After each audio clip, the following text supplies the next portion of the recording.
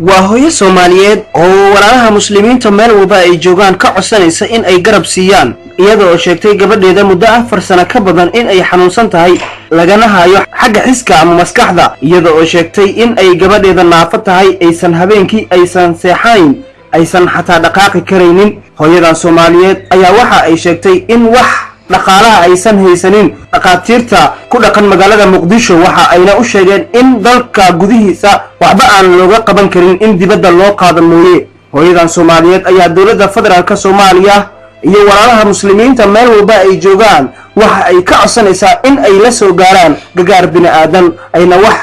u qabtaan gabadheeda Soomaaliyeed walaal ku caawi wixii aad awoodo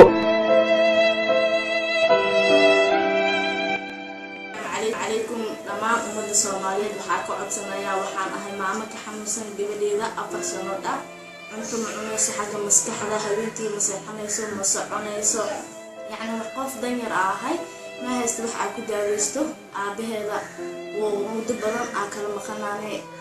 yani asna ma og wala xadiis waxaasto aniga waa ku dhibooday 4 sano ilaa hadda haya habeentii ma seexanayso waxaan waa marka dawladda Soomaaliya iyo walaalahayga waxa asta inay tabarrucaan gabadhan awgeed iyo xanuunsan wallahi socodta maskaxda waa kana ogaal ma laha